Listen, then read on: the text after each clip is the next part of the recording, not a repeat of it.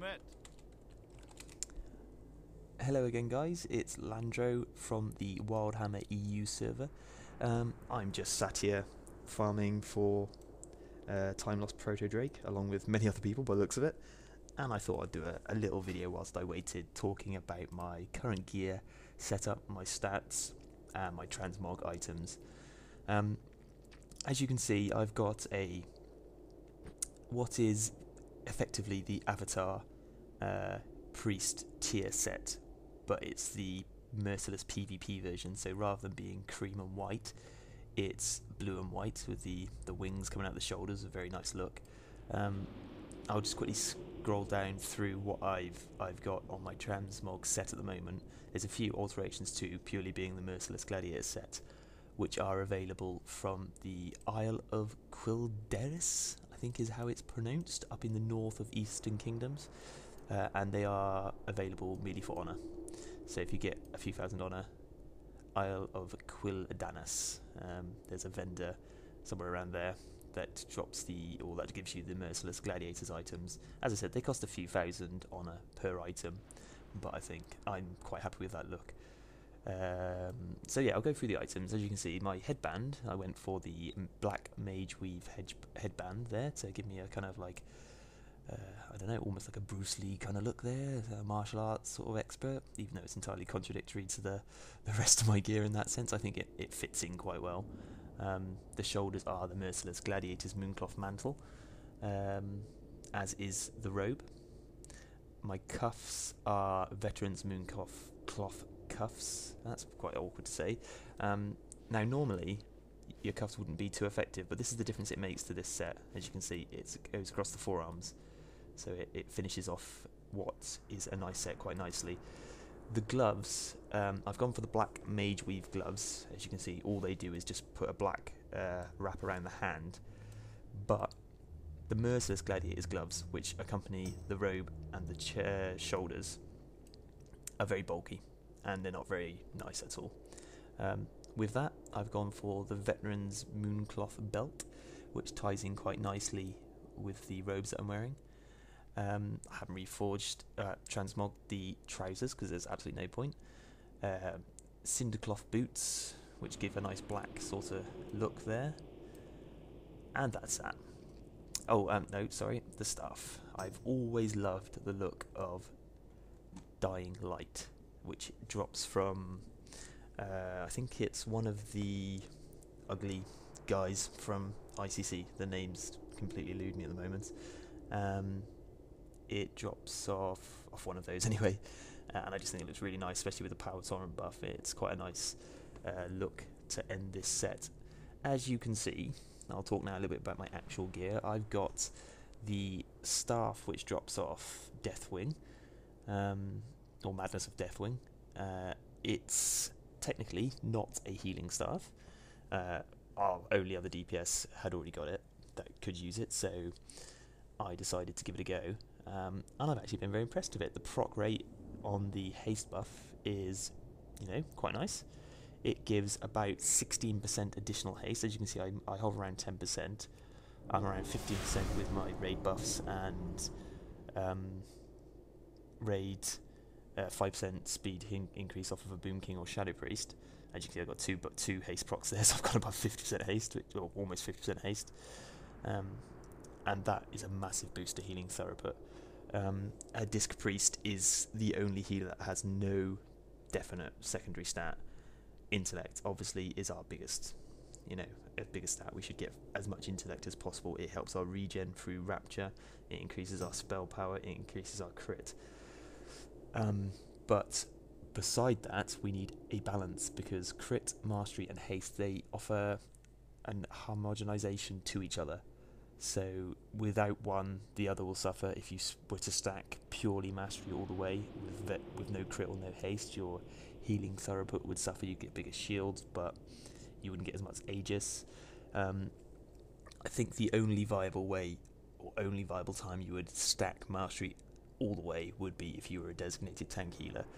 I think you'll probably agree that most of Dragon Soul, there aren't any encounters where a tank is taking so much sustained damage that any one healer is specifically designated to them anyway. I think the healing comes in phases. It's a very similar mantra to what they've tried to install throughout Kata, where there's very intensive healing periods coupled with very the lesser healing intensive moments where you would be using your mana regen. So there's the need for designated healers like we had through ICC for the tank aren't necessarily there anymore. Everybody takes care of everybody else in the raid.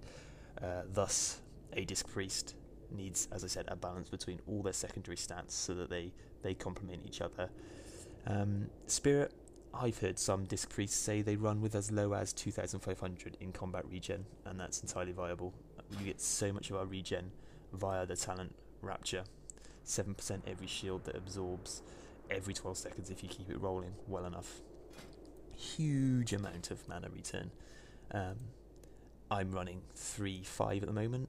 Again, another thing that I like to encourage from any healer is don't look on a forum, don't listen to videos, don't listen to people like me and say, or hear them say, you must have this stat, you must have that stat.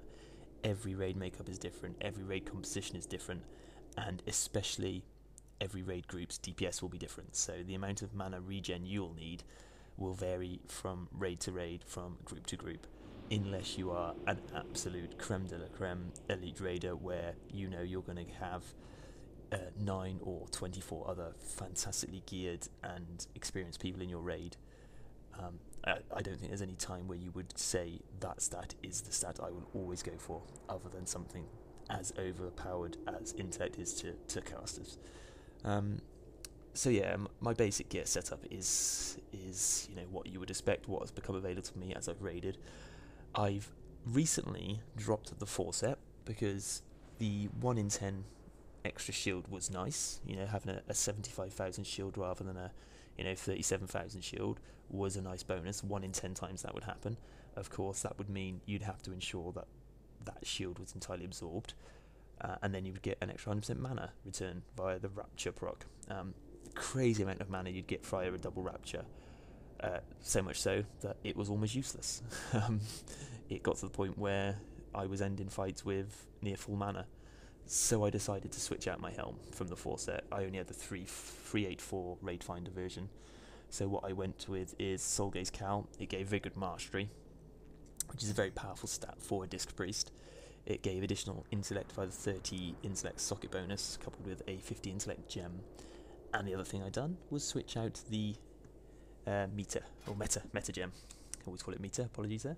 And as you can see, it's the Burning Shadow Spirit Diamond I've gone with, which rather than have the 2% mana increase, I've gone with a 3% crit effect, which is fantastic for a Disc Priest. I'm not sure it's going to be as effective for any other healer.